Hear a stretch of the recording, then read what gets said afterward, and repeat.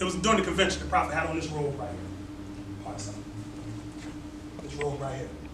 He said, this robe right here represents the royal prince. He said, if you obey my voice, he said, it represents power. And if you obey my voice, you will share in that power with me. Islam? So the things that he presented to us meant something, right? And it affected the ones that were in power because they saw he had the numbers, right? But it makes no sense if you get the knowledge for yourself. The prophet says, for your selfish selves, right? And don't do anything to wake up the masses of the people, right? Because the Moorish Science Temple of America was designed to bring Asiatics within the constitutional form of government. The Sons of Italy was created for the Italian-American sons to come back in the constitutional form of government. That's right. Islam, they have a Korean version of it, a Japanese version of it, a Chinese version, you name it. That's right. A Jewish version of it. You really think B'nai B'rith and the ADL and all that stuff is? Right. Right? It's teaching them how to function in this government under this constitution. Islam. Right? Anyone seen Gangs in New York? Yeah. Right? What was the hall that they talked about on that? Y'all remember? What was the name of it? Y'all remember? Tammany Hall.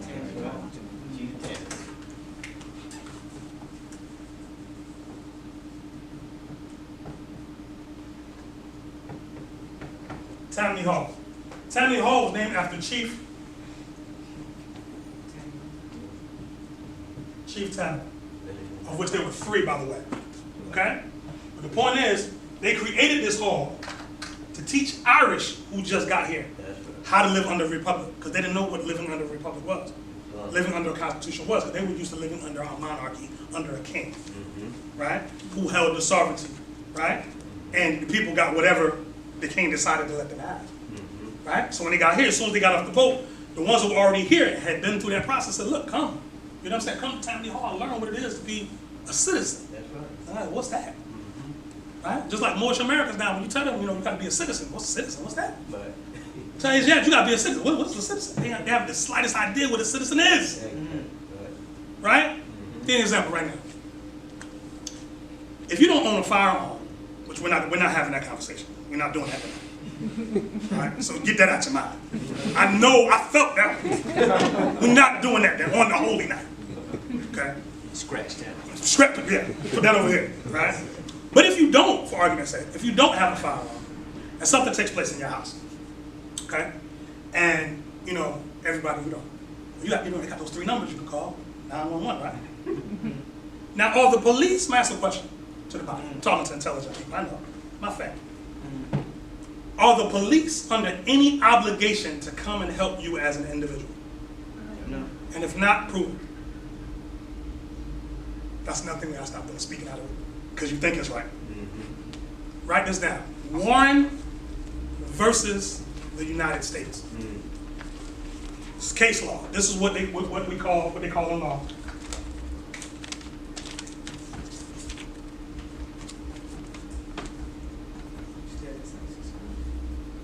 Stare decisis deals with case law. Okay? Warren versus the United States.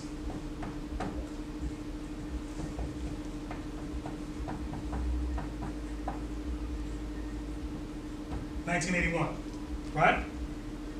What happens is, and you know the details are kind of vulgar, so I kind of clean it up for the holy day. There were a group of women who shared a house together. So it was like basically one woman that was renting rooms. There was other women that lived upstairs. The women that were upstairs heard, some glass breaking or whatever, or some screaming downstairs. They got scared and they ran out of the windows, called 911. There were 2 guys that broke into the house. They come in, they violated the woman downstairs. The women upstairs called 911. The police came.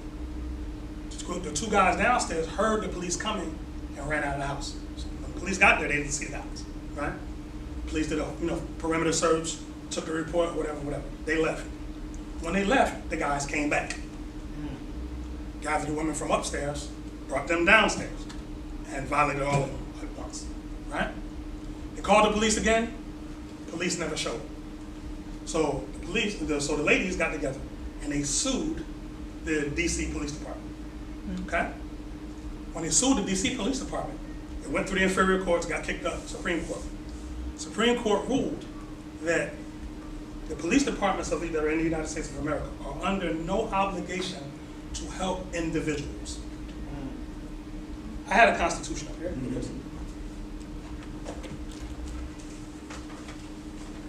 Y'all all right?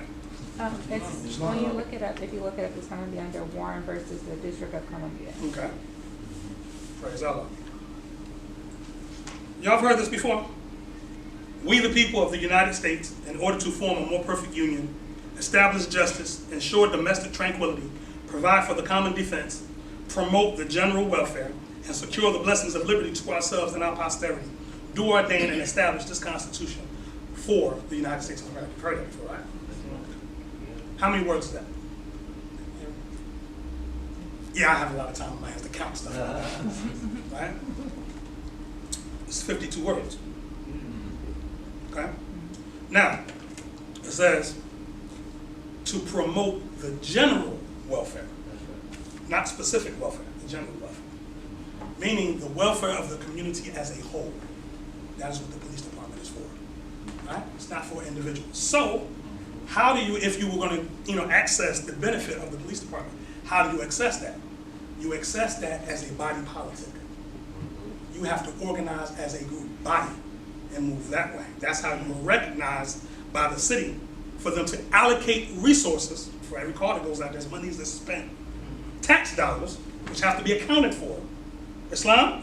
Why it's a big thing when a cop shoots someone in the whole internal affairs thing, that each bullet costs money.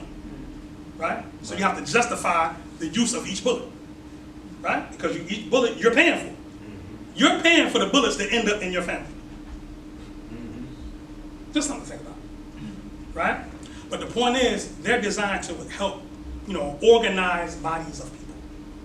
And this is what civil societies were for. This is what civic associations were for. Islam? Moving on.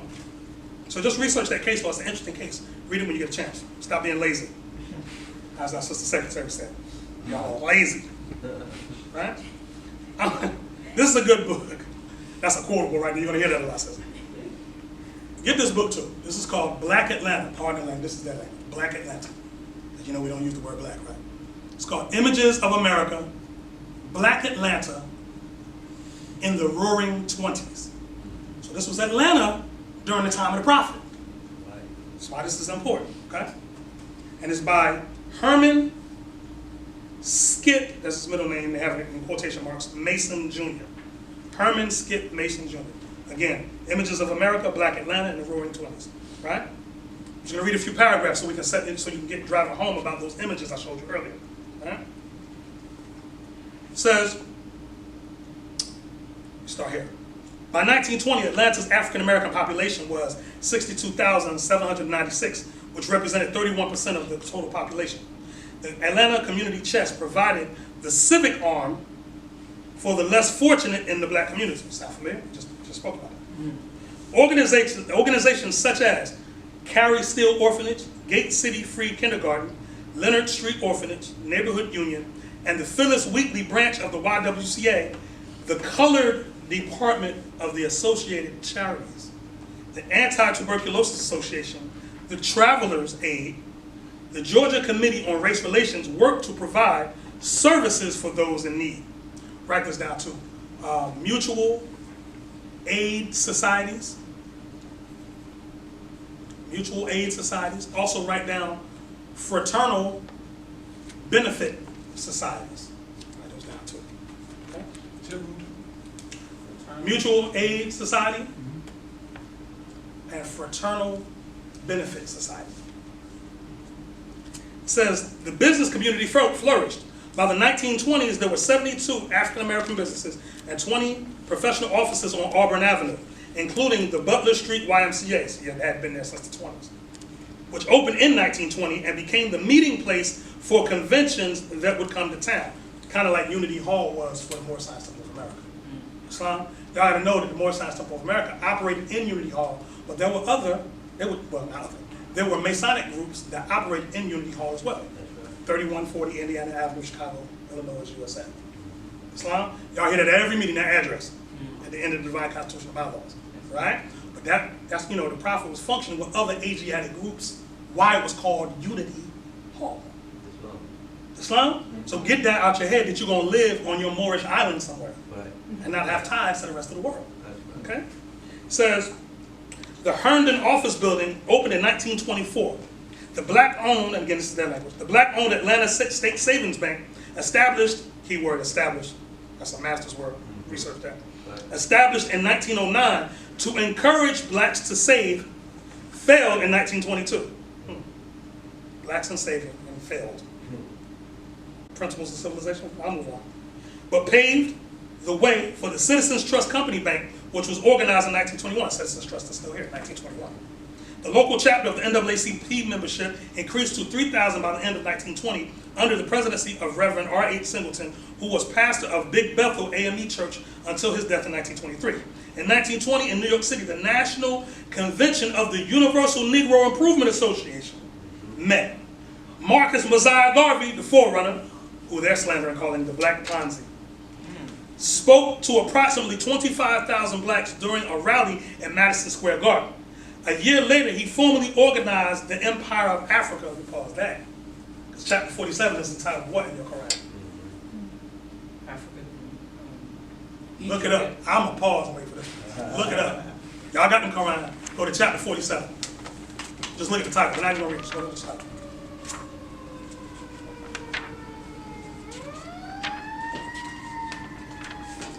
When the first word started, Egypt,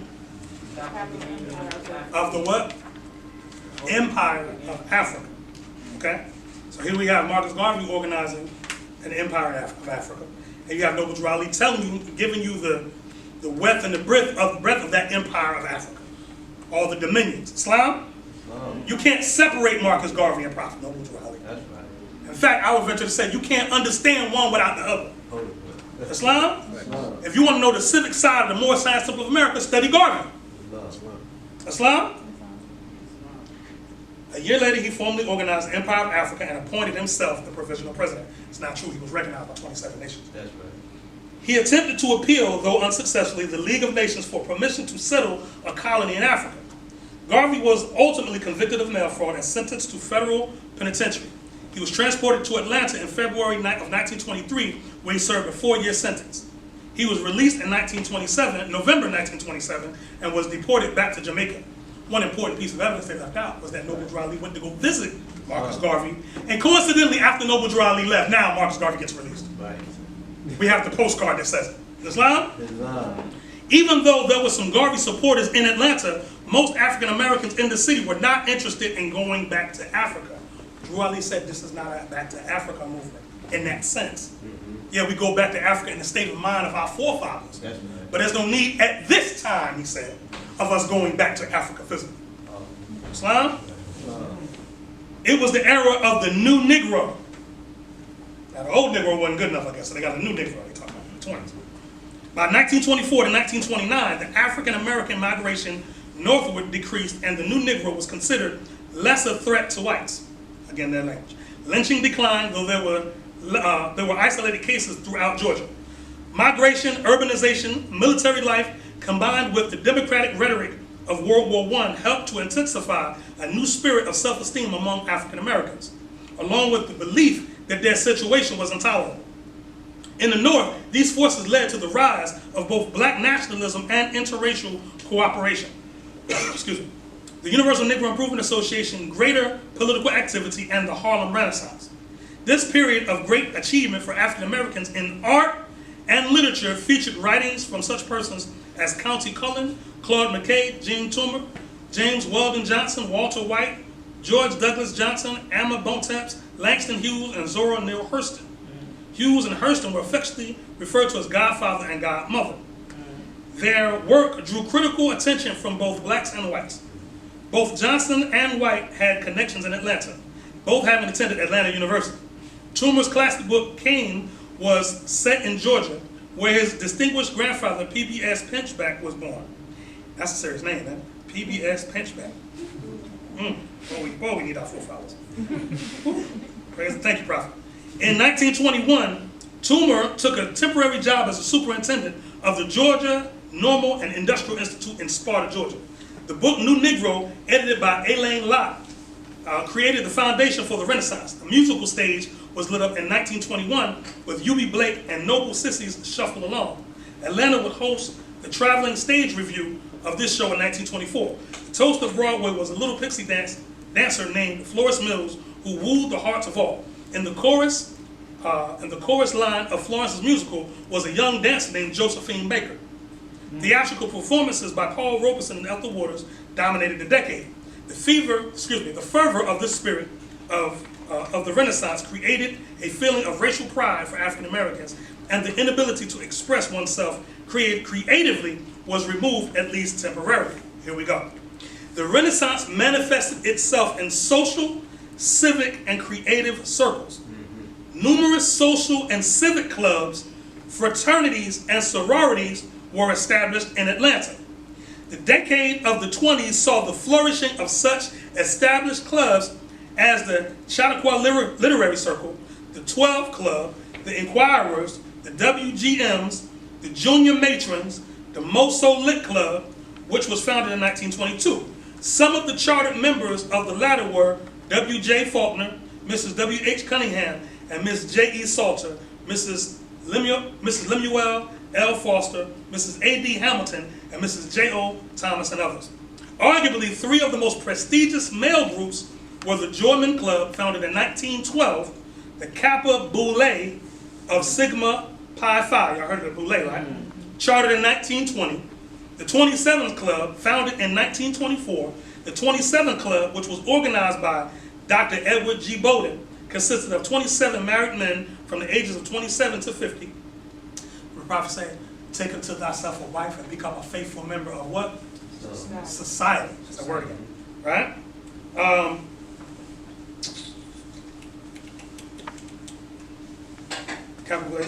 Okay. Charles H. Johnson, William F. Penn, Thomas Heather Slater, George A. Towns, William J. Trent, and August T. Walden. Last paragraph I'm going to read. Most of the local graduate and undergraduate chapters of the 8 Greek letter fraternities and sororities, Alpha Phi, Alpha Phi, Alpha, Alpha Kappa Alpha, Delta Sigma Theta, Kappa Alpha Psi, Omega Psi Phi, Phi Beta Sigma, Sigma Gamma Rho, and Zeta Phi Beta were established in Atlanta between 1919 and 1930, though several came much later. In 1921, Phi Beta Sigma and Omega Psi Phi held their national conventions in Atlanta. They united in 2 resolutions calling for the Interfraternal Conference and supporting the Dyer anti-lynch bill. The groups were very civic-minded, and while they enjoyed their annual dances and tea reading and discussing the latest literature and competing in athletic competition, the issue confronting them had to be addressed, which was the Negro problem, and what was happening to Negroes. Islam? Problem is, they couldn't solve it. They had little bandages on it. Bandages on a hemorrhage, right? But they couldn't solve it because they were still Negroes. Islam? So what they agreed on amongst themselves is, what we'll do is, we'll get a certain amount of us that are, the elite, okay? And we'll keep and usher power unto ourselves, okay? The ones that come up under us, we'll rule over them. That'll give us a step up on those of our kindred who don't have the degrees. Sounds similar to the Irish overseers that were on slave plantations, right? Who couldn't read or write, and might have had a morsel more to eat than you did. But were happy to rule over you because at least I get a chance when I'm frustrated to beat a Negro. That was his liberation in his mind. Brother Akim. Islam, I rise giving the highest praise to Allah and the highest of honors to his noble and divine prophet, Drew Ali. Islam. Coming from, having graduated from the AU Center, I hear a lot of the verbiage and a lot of the talk that you're speaking of. In your passage, it sounds a lot like Booker T. Washington and the Talented 10. That's how W.E.B. Du Bois. Du Bois. Let's say it like he would want to say. Du Bois and the Talented 10. That's right. Rhetoric as well in terms of the step up in terms of having someone solo to have to be able to raise yourself up to a certain degree. Indeed. And you know, this is unfortunate. I mean, if you look at the discourse that took place between W.E.B. Du Bois and Marcus Garvey, Yeah, it was very savage. yeah. You know what I'm saying? Like, you know, Du Bois would, every chance he had a podium and Garvey came up, he would call Marcus Garvey a big, black, uneducated gorilla. Europeans. This is Asiatic on Asiatic, That's right. right? Unlettered, ignorant, you know, full of pomp and arrogance, and so on and so forth, Yeah. right? The irony of it is that Marcus Garvey was a Prince-Hall Mason. We don't talk about it, but he was, right? When you're seeing with the Napoleon style looking at, that's the Knights Templar degree, right? And Du Bois was, you know, a Greek letter fraternity, right? So what you're talking about was two Asiatic orders banging on each other, right? That's basically what it was, right? And the irony of it was Marcus Garvey had a Back to Africa movement, you know, and Du Bois slandered him for that. Where did Du Bois die at? In Ghana. So he got to a certain point after Garvey, you know, was deported. That's right. This man was right, That's right. right? But I'm not gonna tell nobody. I'm gonna go myself to Ghana and die as an African. Islam, you know, which, you know, to plumb that line, there's not much salvation in African either. Indeed. I've seen the statues. Read the Dred Scott case in full, and it'll tell you that. Negroes of the African race. That term, because it's an ambiguous term. What is an African? That's right. What is an African? What are the customs of an African? What's the African language? Give me that. Right, right. Or how about the African flag? Don't tell me the red, black, and green. That's a banner. Representing the idea. It's not the flag of any landmass. That's right. Islam? All right? One more piece I'd like to leave you with before I move to another section, before we have to lower the meeting. Some years ago, one of the Moabites in the temple was at a Korean market. And I believe this is the page, yes. And she doesn't read Korean, but she picked it up and was just flipping through and looking at the pictures. And, you know, so she picked it up and looked like this in the front. She was like, okay, this look like some Europeans that were here in 13 colonies or something, right? She flipped it over and saw this. Right? So she brought it to the temple. For the camera. Can you zoom in on that more? So she brought it to the temple, you know, figured it may be of some use. So I demonstrated on it for, you know, a couple of weeks, just on the images alone, but it was bothering me because I was like, I don't know what it's saying. It could be saying something crazy about our forefathers, right? So, you know, I said, you know, I gave it back to the sister, could you go back to where you got it from? I asked someone his dad that speaks Korean to translate for you. She was like, sure, no problem. So she went back, came back with the translation. And loosely, it was basically saying that it was talking about the slave trade, right? And it was talking about right immediately before power, the ones that were in power were these ones called the Moors. Islam. Now here's the Koreans, right? Know who you are. See, this whole thing is why I say, like, when y'all go around the world talking about y'all want sympathy because some Europeans who've only been civilized for about 300 years took you out your civilization.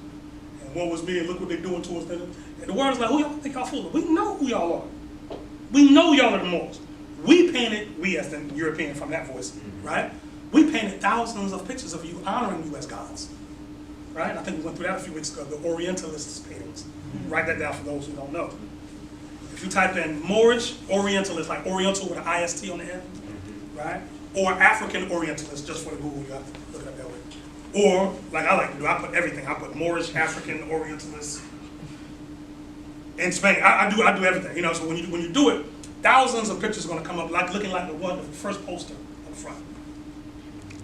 This was painted by a German named Ludwig von Deutsch. A German. Now, let me ask, any artists in the room? Anybody draw? A couple? Oh yeah, we got to talk later too. Sorry. And we definitely got to talk too. But I promote the arts. That's what I'm solely into. But the point is that when you draw, when you channel, because that's what y'all are, spirit mediums, right? When you're channeling images from the universe, right? Is there anything in you to say, I want to channel a painting of Donald Trump?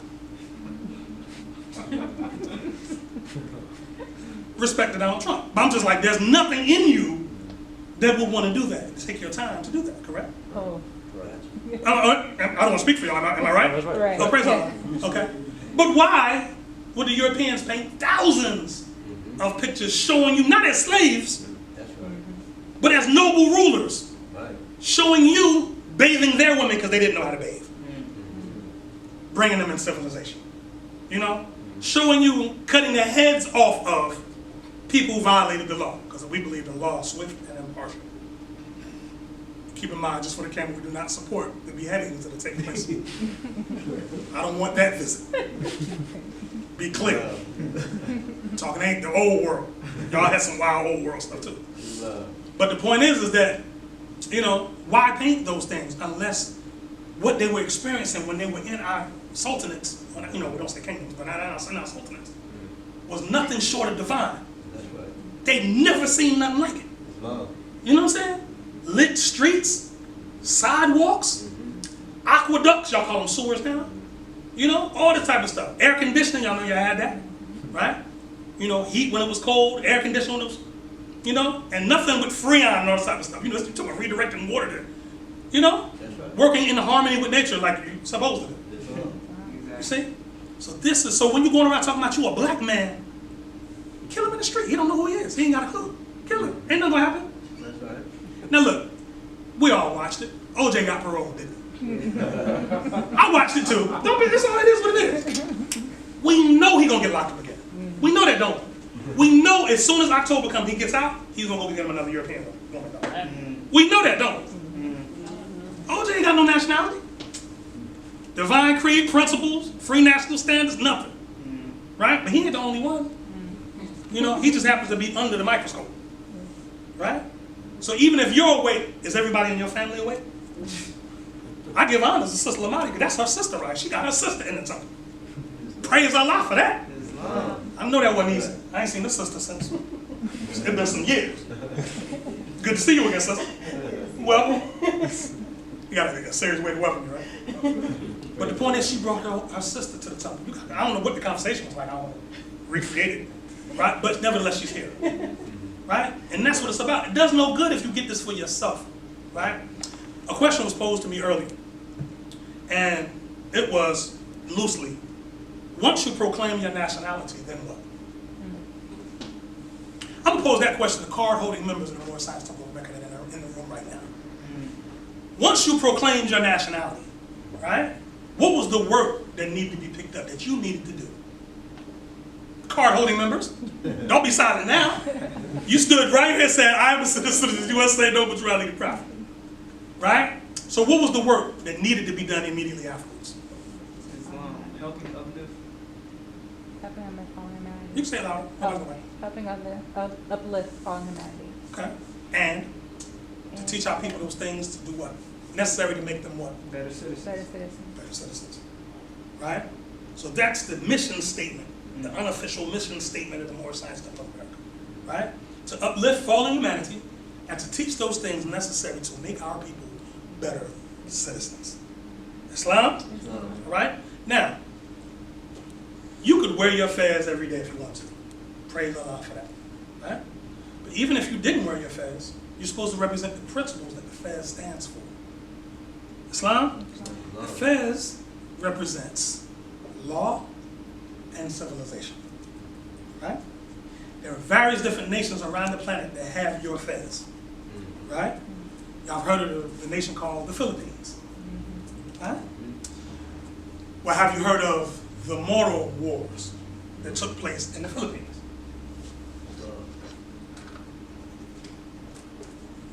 M-O-R-O Wars. Okay? And the national hero that brought nationality to them, ironically, his name was Datu Ali. That name, Ali, is something else. It just pops up everywhere. Right? Datu Ali, you gotta do stand up, was his height. Grown man. He fought the European nations off. Spain was trying to come. The United States was trying to encroach. Right? These little brothers and sisters got together in turbans and fezzes, by the way. That's right. Look it up. Don't believe me. Check it out for yourself, please. See, I want to be proven wrong so I can go back to sleep. But I can't sleep because I know all this stuff. Right? Well, I'll be up all kind of hours, and y'all know. I'm sending me messages and stuff. Look what I found. Sisters and these two right here, and they're a couple, by the way. So I know they don't sleep. Praise Allah. But you research them, and you'll find out that before the Europeans came in there, they wouldn't call themselves Filipinos. That's right. They don't speak Filipino, they speak Tagalog. That's their language, right? But their nationality, if you was to ask them before the Europeans got there, I'm Right. more. That's right. Islam? Right? So when did everybody around the planet start becoming blacks and Negroes? Let me read this real quick, and then move forward. Prophet wrote an article years ago. Let me get the exact date.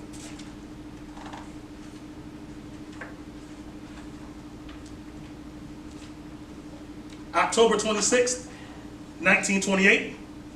This was a Moorish Guide article, and it's entitled, "So This is Chicago."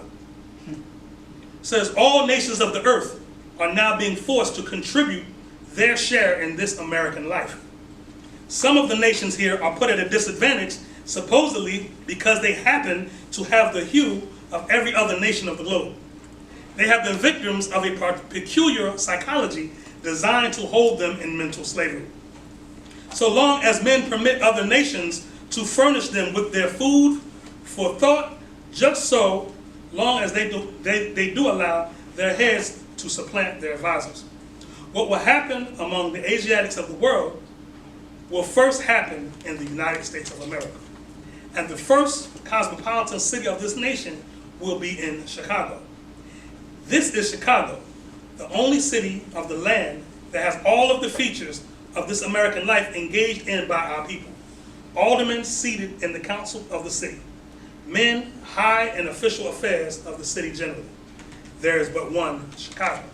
So the prophet was using Chicago as a template, showing us where we need to be in government. Right? He said men in high official affairs of the city. And he said aldermen, which is we say city councilman down here, seated in the council of the city. Islam? One of the prophecies, because don't forget he was prophet, Noble Jurali, right? So he has prophecies. One of his prophecies was, what will happen among the Asiatics of the world will first happen in the United States of America, right? The article's entitled, "So This is Chicago," right? But what's taking place in Chicago now, I can turn that into a question. So this is Chicago?